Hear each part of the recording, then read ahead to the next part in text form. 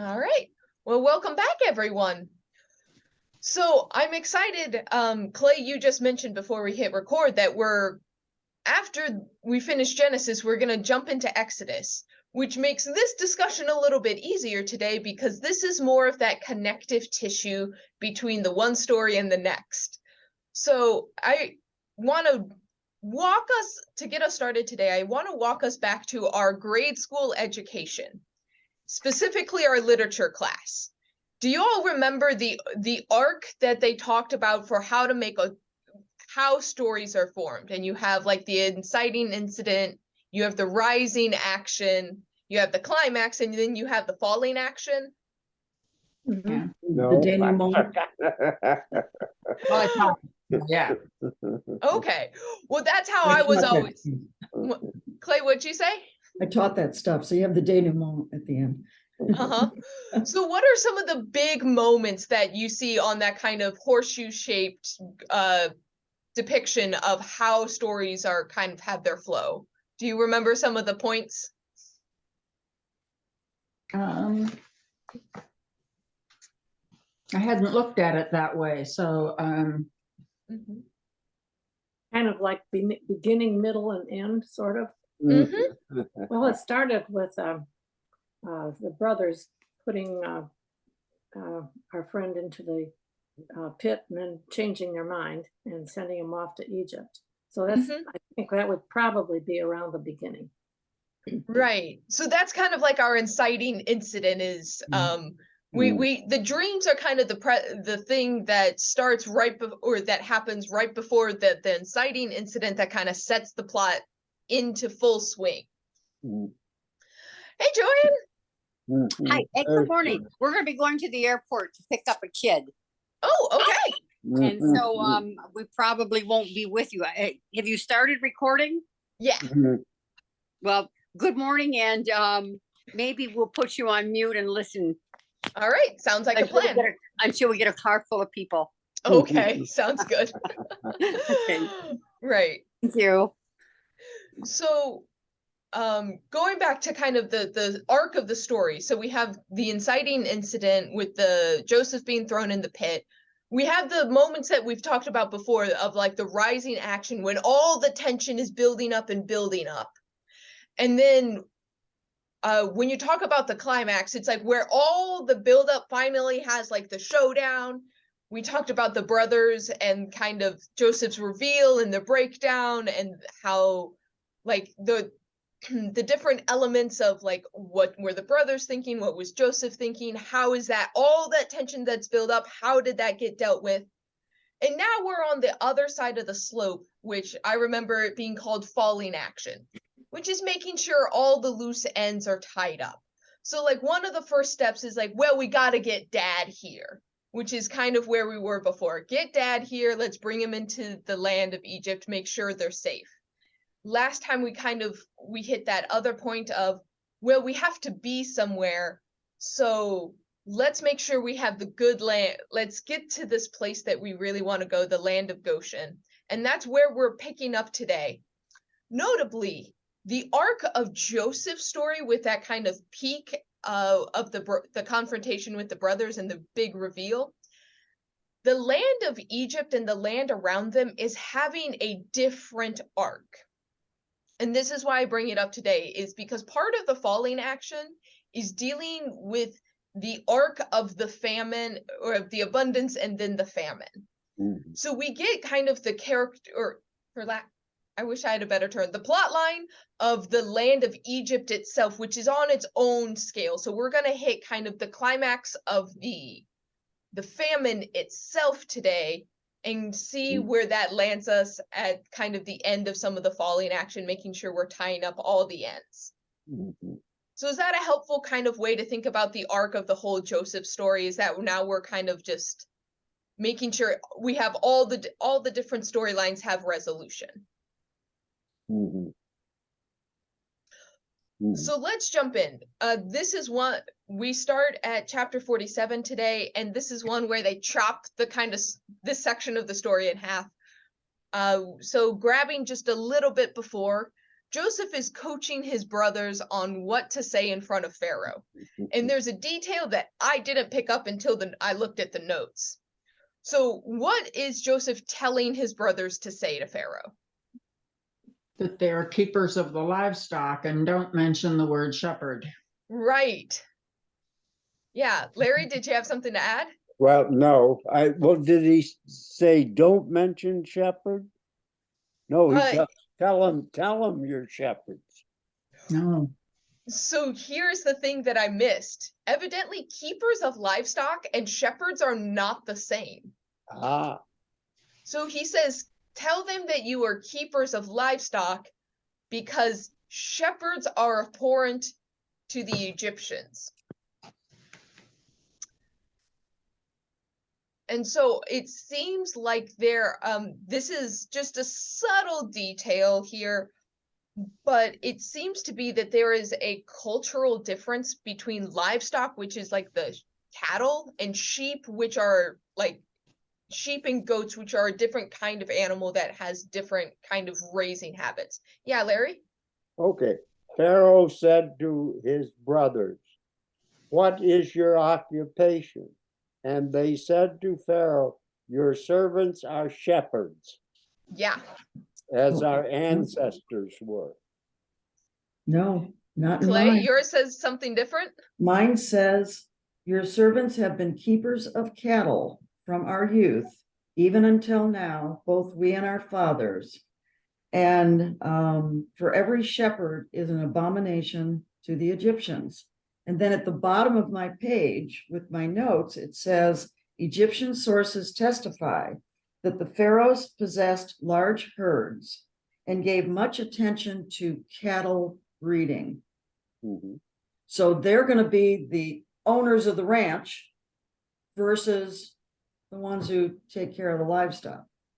So there's their difference. We're not the ones out there watching them. We're the ones, breeding them, and probably like horse breeding and that kind of thing. They probably had their own club to go to and, sit So around there's talking about cattle breeding, but not shepherds.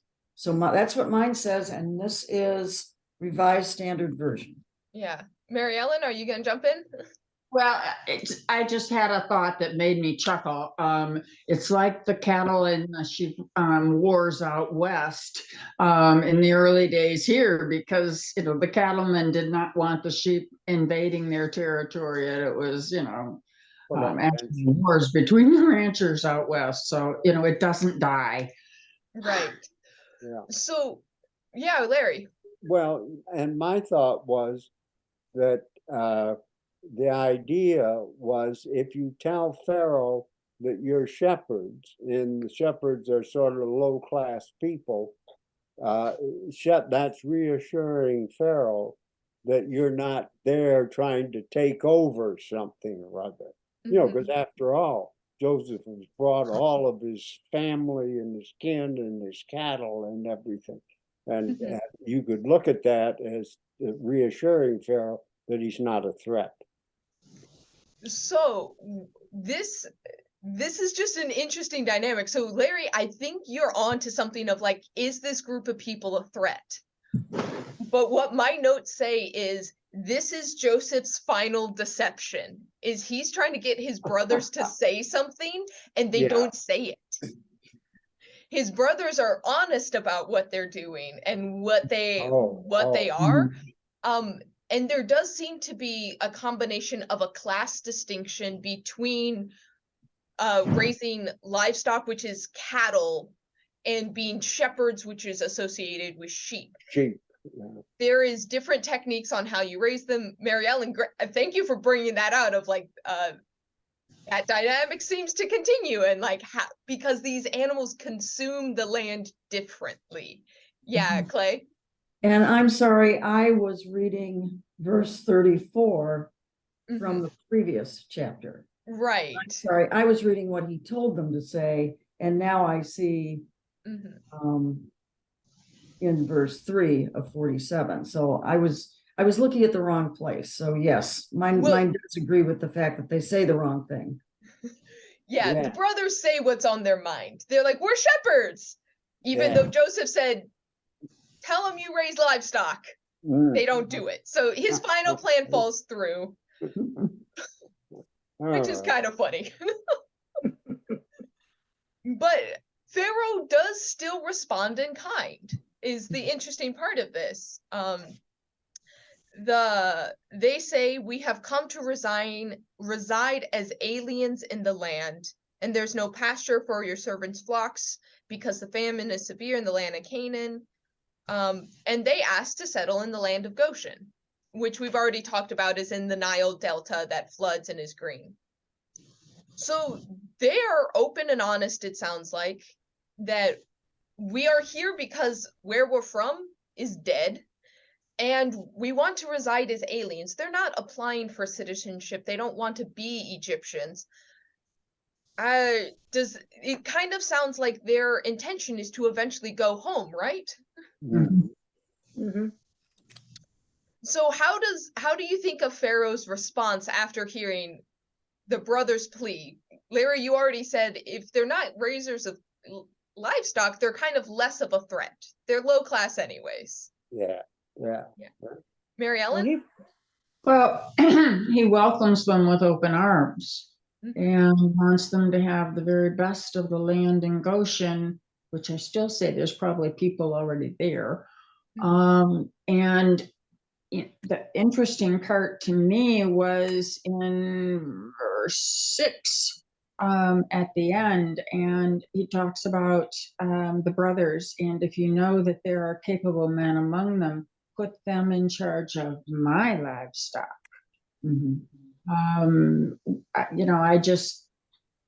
That just caught me, that Pharaoh is that open and that willing.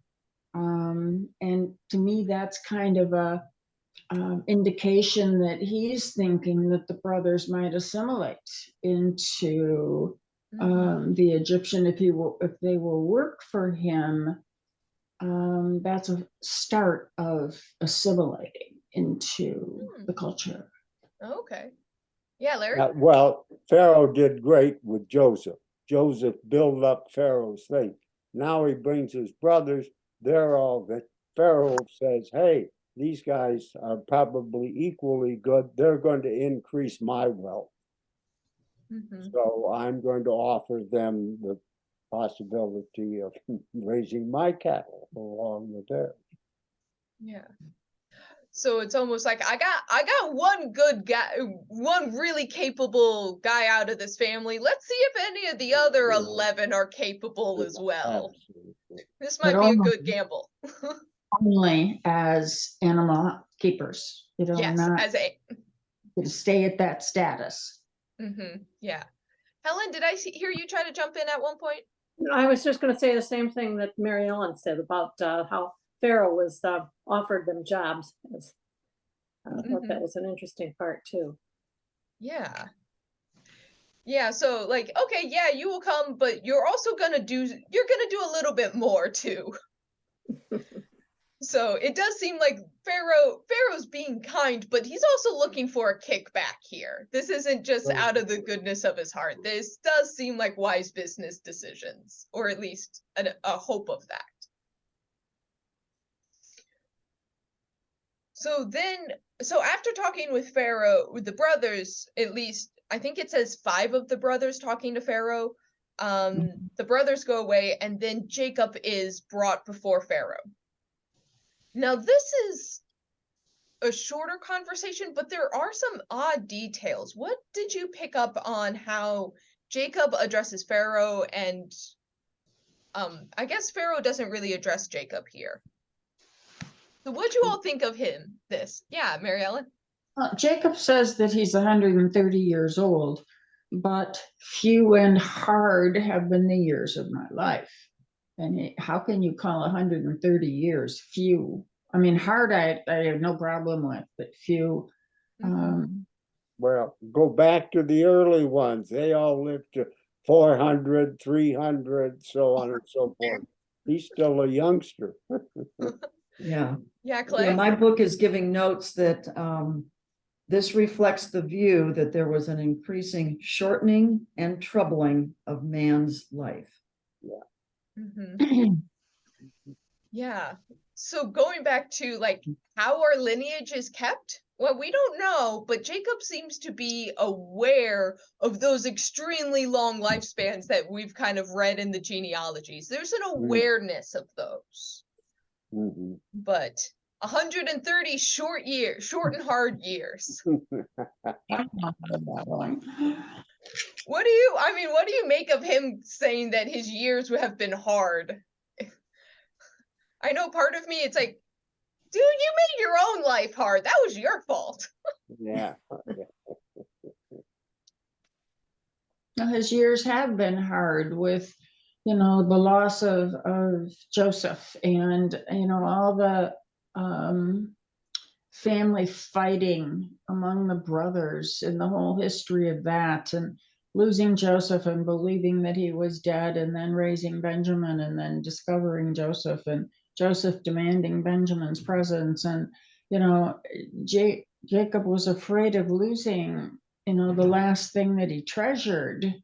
You know, and so I would say his life in that respect has been hard. Yeah. And he's concentrating more on the last 20 to 30 years of his life rather than the first 100. Right. I mean, don't forget, like, his story goes pretty far back. So, like, Jacob, remember, he was the one who was feuding with Esau way back in the middle of Genesis. He feuded with Esau. He feuded with his brother-in-law. His wives were feuding, and now his children are feuding. Like, he's been a constant source of in the middle of all the drama. Yeah. On the other hand, he seemed to be well-to-do. He didn't want for material things, I guess, Right. but maybe that didn't count. So what is the undercurrent here of him saying his life has been hard, it's been short? Do you all get the sense that he's afraid? I think he's whining. He's whining? He's whining. Poor me. Because I know my notes are talking about his almost like a fear of mortality here. That where like Abraham just kind of like kept marching on and then he died. We saw Isaac kind of do the same thing. There seems to be a hesitation about it coming to an end that pops up here and there. Or like a sense of like that impending final sleep kind of a thing. So hold on to that because it'll come back up at the end of this passage. So after he says, my life has been short and hard, look at verse 10. What's happening here? Yeah, Clay? That had jumped out at me also, but according to my book, it says, according to this priestly tradition, Jacob blessed Pharaoh, presumably with the blessing of welfare and long life. So according to one of the traditions of this, you know, of the Bible, the two, that apparently this was normal. Yeah, and he blessed him when he was introduced. This is two blessings that he gives to Pharaoh. So I sort of thought, well, that must be Egyptian protocol or something. Not necessarily. Mary Ellen? Well, in my memory, Joseph has blessed the Pharaoh in the past. And, you know, it seems like the Pharaoh is open and accepting of blessings from another god. So it So could be, what know, status though does that do to be able to walk into Pharaoh's presence and bless? Yeah, well, you're another religion. You're another sect. You're you know, separate from the Egyptians who all worship the sun and the moon and so forth. So there is a sense that if Jacob is someone who can give a blessing, that's an assertion of power. Mhm.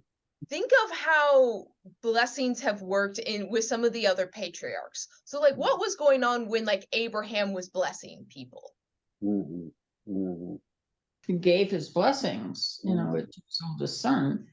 Mm-hmm. You know, it was a big deal. Mm-hmm. So do you remember, I'm pulling out a name here, King Abimelech.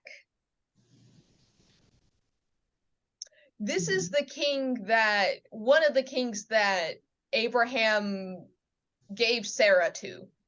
That's right. When they parted ways, Abraham blessed him. Mhm. And part of the formula of the covenant is Abraham was blessed in order to be a blessing. But to bless someone, you have to be of a certain status. And this actually might be Jacob asserting himself over Pharaoh. Now, Pharaoh, of course, in this situation has all the power. Mhm. But there's still kind of like a posturing that like I am still someone who can do this. This isn't like a peasant at like bowing before him like may you be like oh hail the king, long live the king, have a good life. This is asserting that he can give something to Pharaoh. Yeah, Mhm. Mary Ellen. Well, could it also be that he is asserting himself as the leader of this whole flock of family when Joseph has been the primary person in bringing them back and dealing with the Pharaoh and, you know, sending grain and food back to Jacob. And now Jacob is here and he's reasserting his position in the family as the leader and, you know, deal with me, not necessarily Joseph anymore. That could also very well be Yeah, at play. yeah. Yeah, Clay. And would Pharaoh have not thought that to be unusual? As Mary Ellen says, that this is now the head of the family who is Mhm. here Mhm. giving me a blessing. And like you said, that could have just been normal to have Mhm. expected that. Mhm. Right. So we've kind of tracked along the way of like who is in like a more like locational sense, like where is the blessing that is traveling around with this family, because it does seem to be semi-locational. And this kind of going back to that kind of does seem like Jacob asserting like I am the active patriarch, like it's not actually Joseph yet. I'm still alive. I'm still the one who's carrying the blessing. I've not passed it on yet, so I am the one who blesses. I know my son here, he's been doing a great job, but I am the one who can actually bestow the blessing. So it may be his assertion as the patriarch as well. And his kind of his at least family status. So it's just there's some interesting interplay here. Yeah, Larry. Yeah, and his answer to Pharaoh's question, "How old are you?" is such that it sort of reassures Pharaoh. Well, I probably don't have much longer. You know, I'm not going to be around. You aren't going to have to worry about me long term. Mm-hmm. Yeah. Yeah. I'm going to assert that I'm the patriarch, but maybe not for much longer here. Longer, yeah. So pay attention to this, because this kind of is that assertion of like he is the one who's currently carrying that. Because believe it or not, this passage is not where Jacob dies.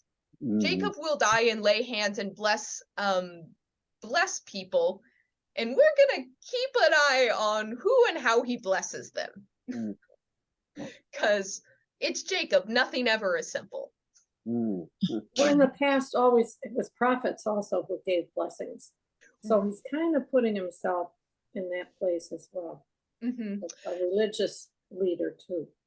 Right. And we've kind of seen that before. We've seen some of the other patriarchs kind of have this function of like head of household, but like Abraham was definitely semi-prophetic, and so he does kind of have that religious prophet kind of intertwined Mhm. role. So yeah, that's another good point to bring out. So after kind of this interaction with Pharaoh, we don't get Pharaoh's response. Although I would love to be a fly on the wall after they leave and hear what Pharaoh's talking about.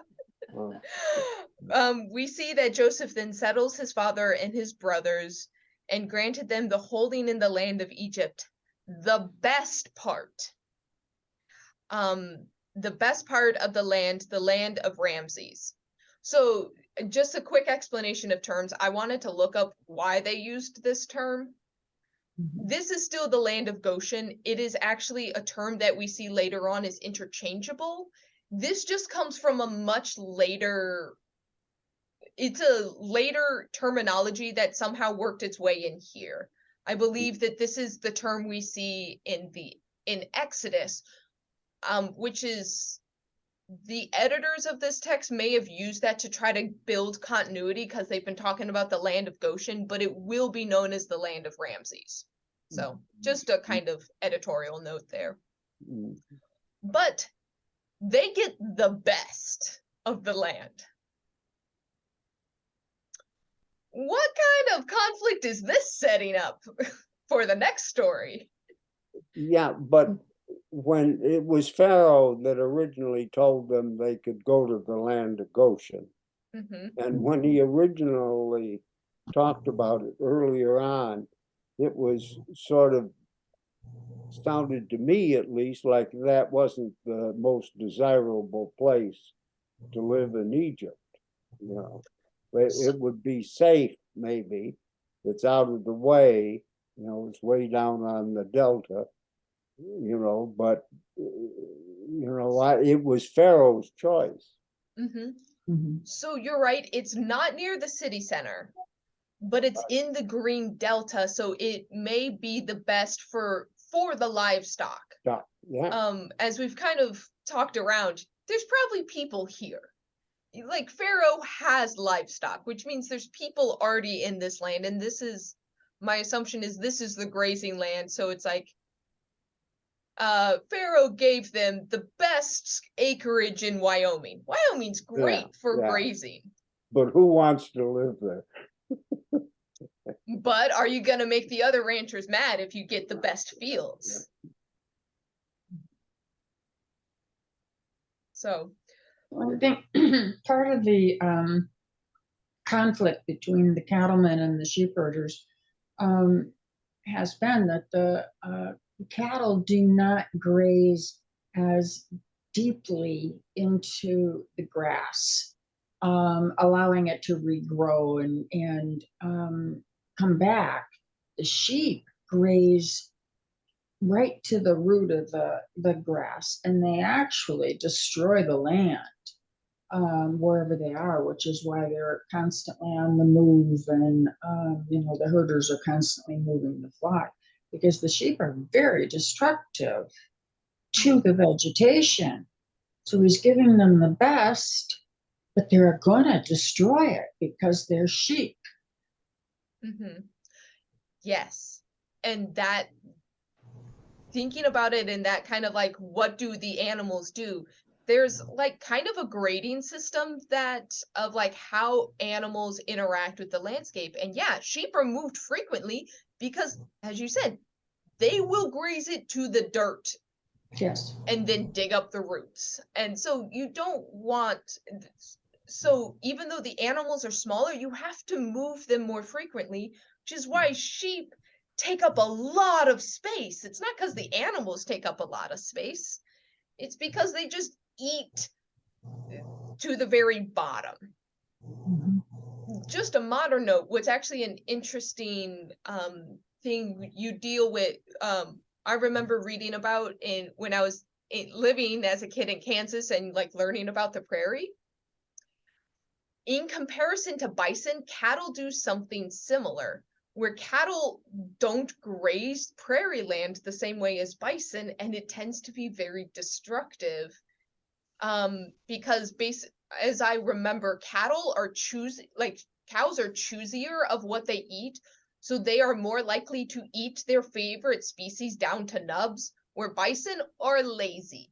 And bison will take a bite of everything. It doesn't care if it's thistles or not. And then they'll move on to another space because they just want to have what's in reach, and they'll eat everything. And so when thinking about ecosystem and ecosystem health, these differences on how animals graze is really important. And so if Egypt is set up for cattle, Yeah. sheep are going to create a lot of problems. And especially if they're given the best. So yeah, thanks for pulling that detail out. I hadn't thought about that, Mary Ellen, but you're right. These sheep may just very well destroy things. Yep. So, but they are set up, and then we have this big chunk here that talks about the famine itself. And this is where I say the family may be in falling action, but we have the kind of the peak of the famine is hitting just now. So we've had 7 years of plenty, lots of stockpiles. We've had, I think right now we're at year 2 or 3 of famine. And so nowhere has food. This situation is setting up that Jacob is almost the sole source, and the grain reserves that he organized was the sole reserves for this famine. So just an overview, kind of running through it, and then we're going to talk about the ethics of what he's doing. When they run out of money, when everyone runs out of money, he says, okay, give me your animals. When they run out of animals, he says, okay, give me the land. When they don't have any more land, he's like, okay, work for me as servants, and you get to keep some of here's grain to grow. This is Pharaoh's grain, so you give me 1/5 of everything you grow. And by this isn't going to Jacob, it's going to Pharaoh. Joseph essentially creates a feudal system where the Pharaoh owns everything and people are just workers on the land. So what do you all think of this kind of progression and the ethics of what Joseph does in the situation he sets up? Are there any interesting details or just overall feelings of this system that he puts into place? Up until now, it seems like he's been helpful, interpreting the Pharaoh's dreams, organizing his household, managing his lands, welcoming his brothers with open arms, that everything has been, with maybe some good is the result. Here, I mean, he has really flipped his point of view, and he is destroying the people, taking everything they have to give it to the Pharaoh. And, like the tax collector was so unpopular in the New Testament, I'm sure that as he progressively took all of these things from the people, he must have turned into some kind of a real villain, for all the time that it took for this to happen. Yeah, but the sense is the people accepted this. I mean, the Egyptian people are between a rock and a hard place. You starve or you agree to work for him, and you still get 4/5 of everything you raise. So all I'm asking for is 1/5 of your produce. As long as you do that, you can keep living just as you were before. So from that standpoint, do I starve or do I settle for 4/5 of what I had before? I'm going to take 4/5 and be happy. Yeah, one could say there's a choice, but it's like when you're in a rock and a hard place and death is the hard place, there isn't much of a choice in my book. No, right. Well, Pharaoh did save their lives. They'd have died if it hadn't been for that. Right, yeah.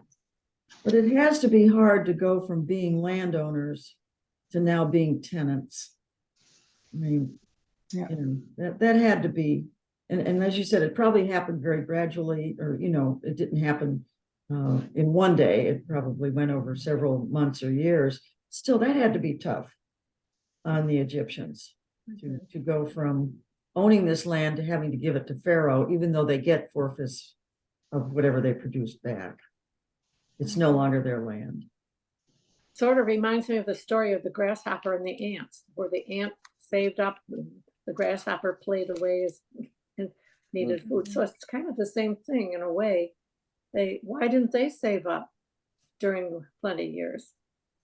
Just like Pharaoh did, or Joseph. Yeah, and one sort of gets the idea, the importance of land is the ability to live on it and to farm it. Who owns it? I mean, you don't hear about the Egyptian farmers dealing and selling acres of land to so-and-so to make a bigger place or that sort of thing. The land was where you lived and where you worked. And if you owned it, fine. If Pharaoh owned it and nothing changed, other than you got to give him 1/5 of what you raised, fine. You know, it doesn't change anything. So here is why I find this fascinating. Is we tend to look at feudal Europe as a brutal place to live. And this is quintessentially a feudal place where the lords and Pharaoh own everything.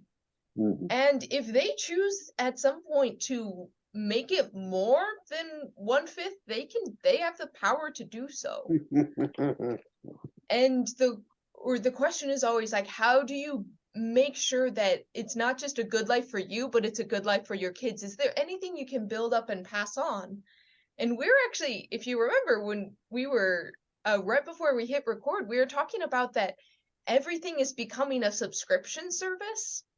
One of the things I hear a lot of people be frustrated about is the ability to own something and be able to like pass it on. And this kind of like, what do we do if everything is just this transitory thing?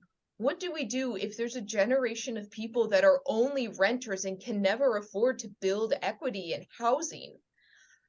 And while we see Joseph doing this here, the question is relevant today of what happens if only the people in charge own things and everyone else just rents? Is this a good system? Yeah, Mary Ellen? It's very demoralizing. When you don't see any way out of it. And particularly when it's all happening in your lifespan, you know, from the famine right through to Pharaoh owning everything except what the priests had.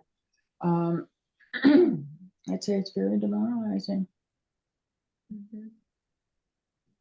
Right.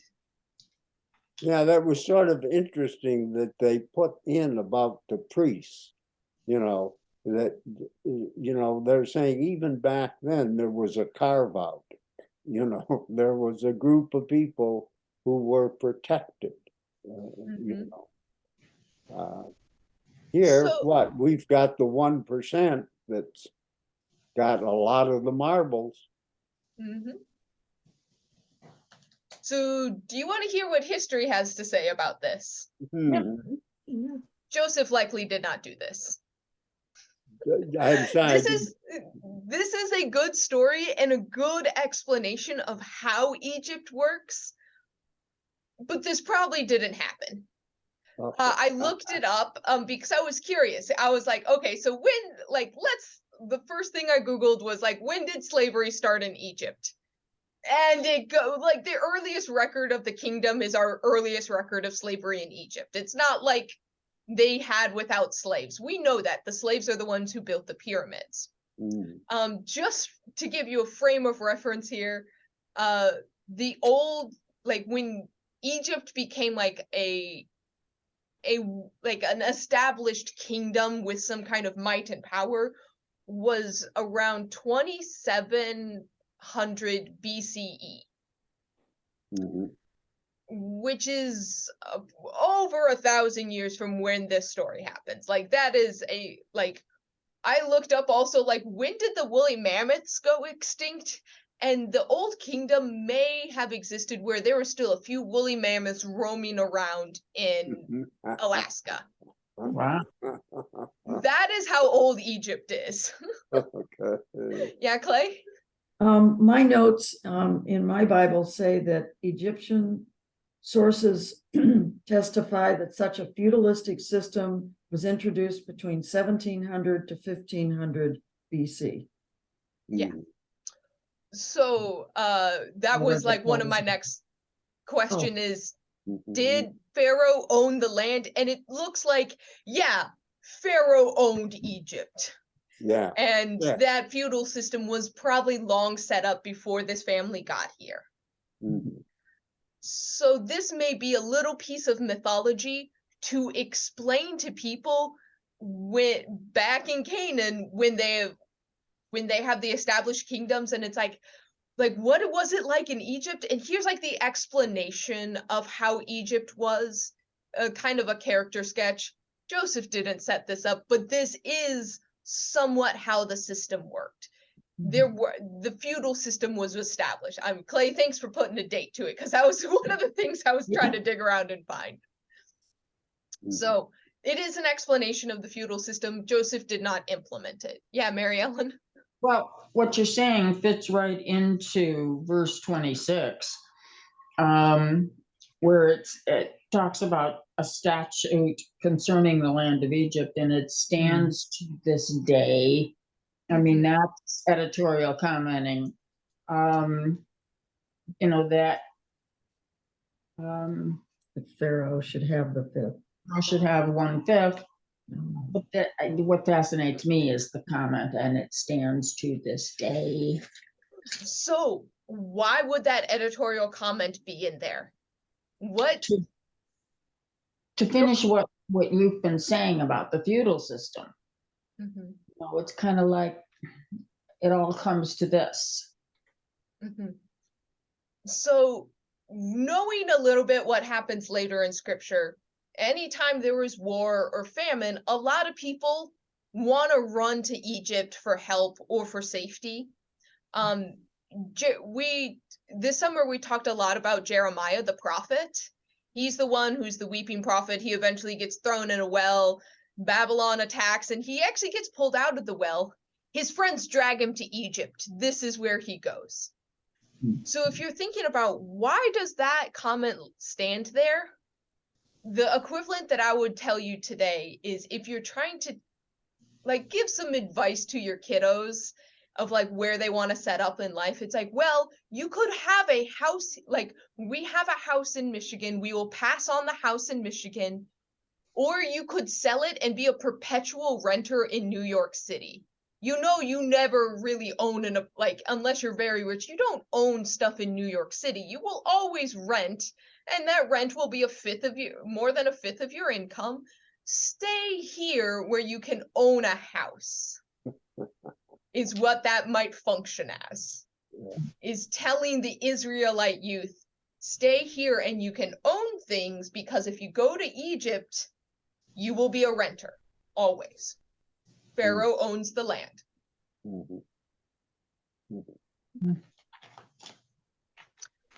So we see the setup for the system, but yeah, that editorial comment is very important of, come on, know that this is still in place today.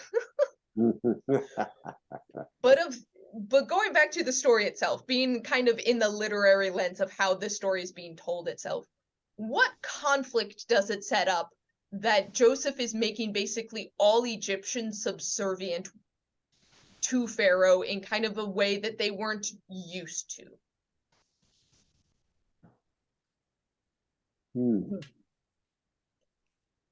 What happens when this Pharaoh's no longer around?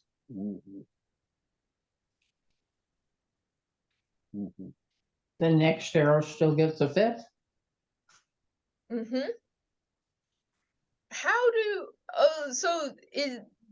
We get the commentary that the people said, thank you, we're alive because of you.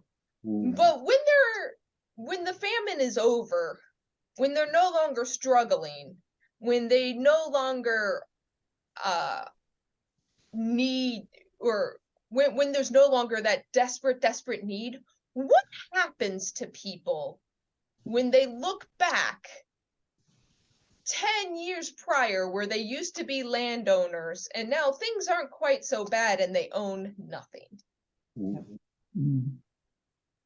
And what is Pharaoh giving them now for the 5% that he's, or 20% that he's taking away from me? Who are they gonna be mad at? Joseph. They gonna be mad at Pharaoh or the person that Pharaoh put in charge? Yeah, they're going to be mad. Well, the Egyptian people still looked at the Pharaoh as a god, and he was more than an elected official.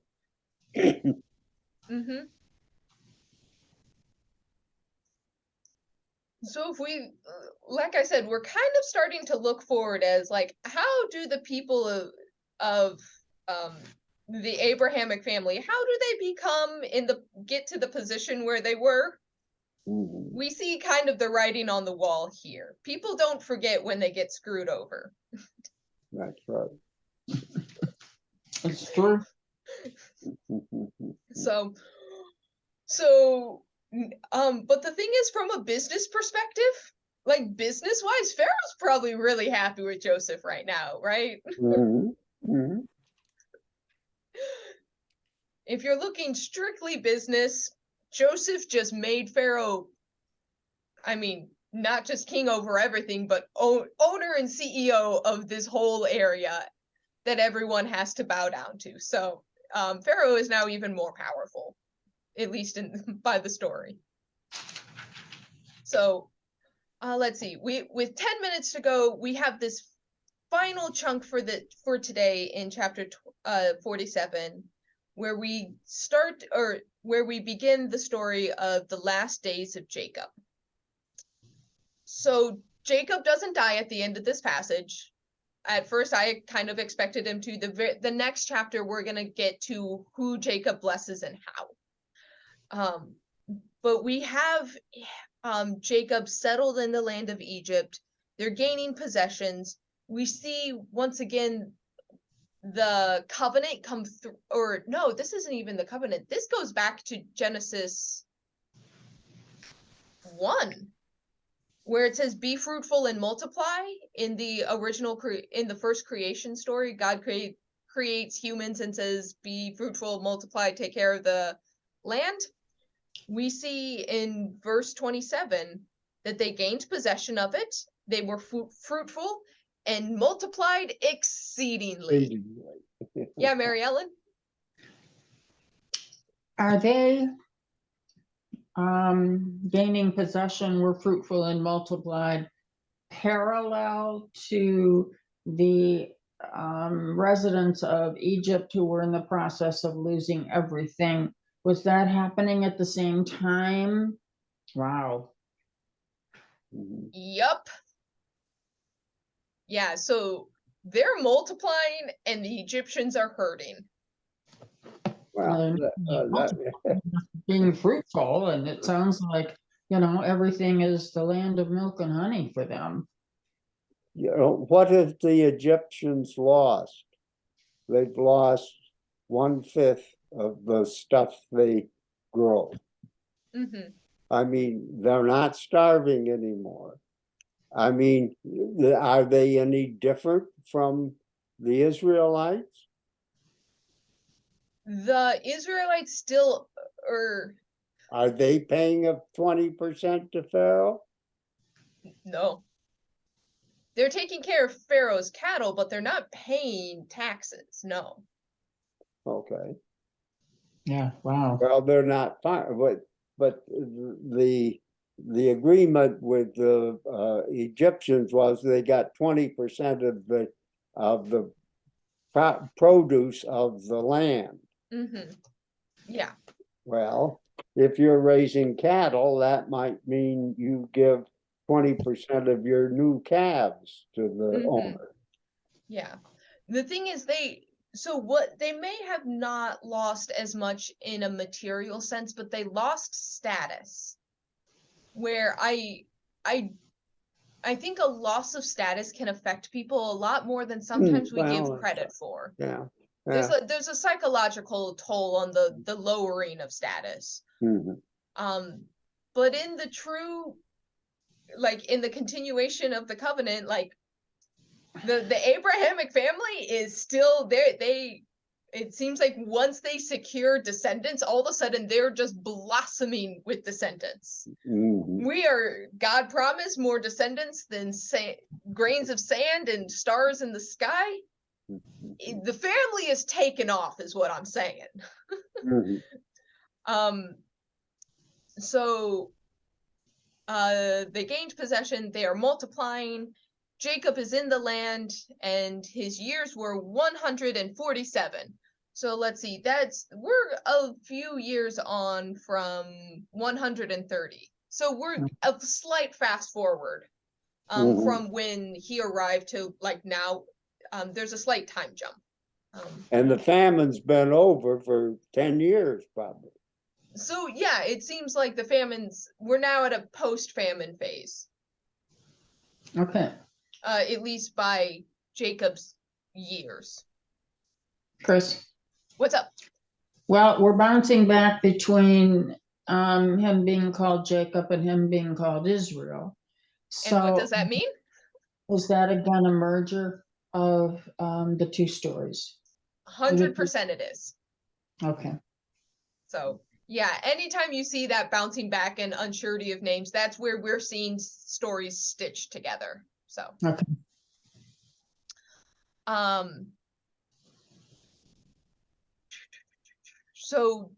Israel's death is drawing near. He calls his son Joseph to him and says, I have found favor with you. Put your hand under my thigh and promise loyalty and truly with me. So does this phrase sound familiar? We've seen this before. Mhm. Put your hand under my Yeah. thigh and promise me. Yeah, yeah. Do you all remember this? Because I remember Yeah. the first time we talked about it, and you all like, that's weird. Yeah, I remember we talked about it, but I don't remember the context. Okay. Who was? Sort of a binding contract, isn't it? Mm-hmm. Yeah. Right. So where we saw this before was with Abraham.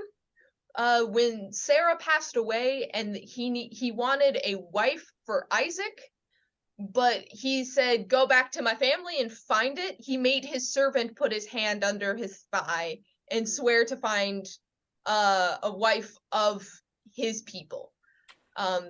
Just a reminder, the hands under the thigh, because that basically puts it under the reproductive organ, and so it's swear by my fertility is essentially what's going on there. So but this time it is Israel doing it to Joseph, Jacob doing it to Joseph, and Joseph has that hand there, which is the promise.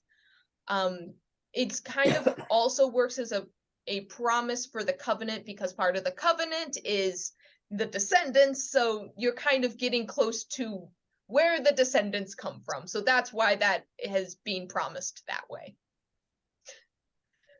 So what is it that he wants Joseph to promise him?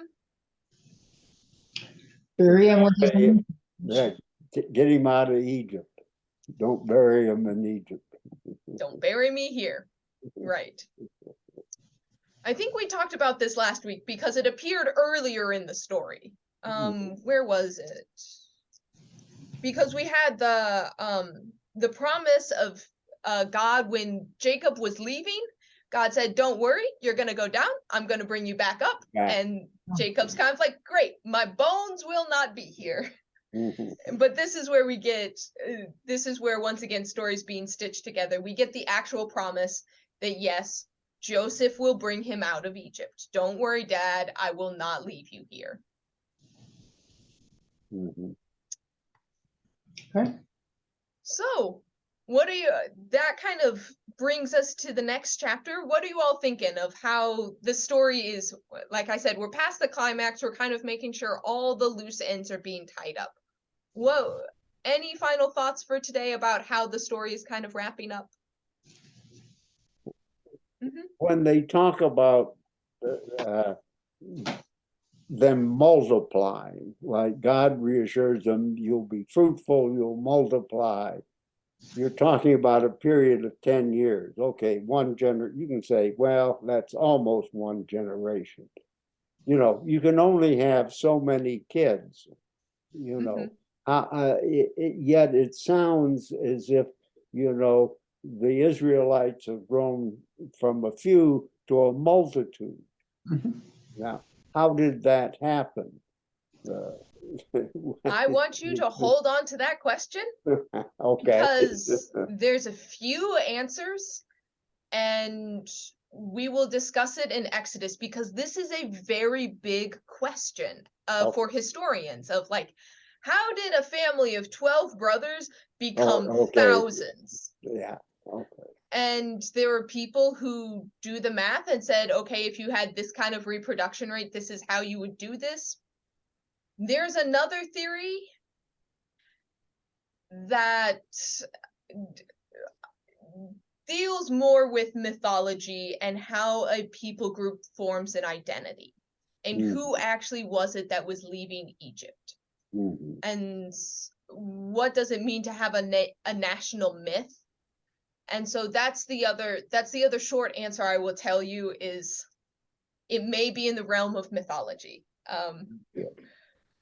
Well, the other thing I was wondering, did they attract recruits from the outside population, from the Egyptians, you know, come join my army? The question being, who else did the Egyptians keep as slaves? Yeah. That's actually the bigger question, is who had been enslaved? How did they get to the status of being slaves? And if one group of slaves is leaving, and you're maybe not from the family, do you still want to leave with the slaves that are leaving? So there is many questions. I might actually take like a full day to not do a scripture thing to talk about just that thing, because it's a simple question with a very complex answer, because it is one of the big things of like, not only like, did the Exodus happen? Why don't we have this in Egyptian records? Because it's not in Egyptian records. Would Egypt record something like a slave rebellion and a bunch of people leaving?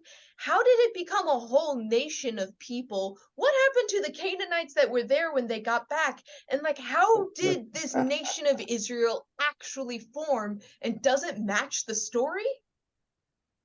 The truth is, there's a combination of things that likely happened, and there's probably truth to sections of this, and kind of like there's sections of the Thanksgiving story that are true, but what we teach kids in school did not likely happen the way we teach it. There's a lot of things going on, and so that question, hold on to it, because it becomes very important. Okay. Good. Look forward to it. Yeah. Any other thoughts of the concluding action here? All right. Quick reminder, I'm off on vacation next week, so we won't meet. But we only have 3 chapters left of Genesis. So we'll wrap up the 3 chapters, and then we're gonna just go ahead and jump right on into Exodus. And I'm hoping to later today, I'll put a whole schedule that I expect for Exodus. Maybe not the entirety of Exodus, but like the next few months of that, so you all can plan ahead and read. So, all right. All right. Shall I pray us out for today? All right.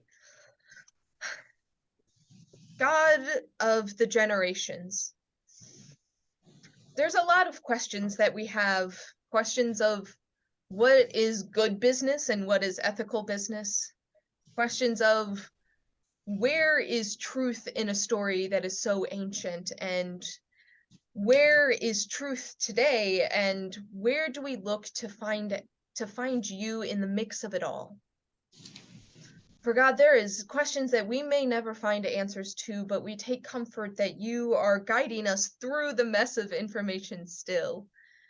So I ask that you guide this group continually through the ins and outs, through busy schedules, and through the calm hours of the day where they finally get to take a breath.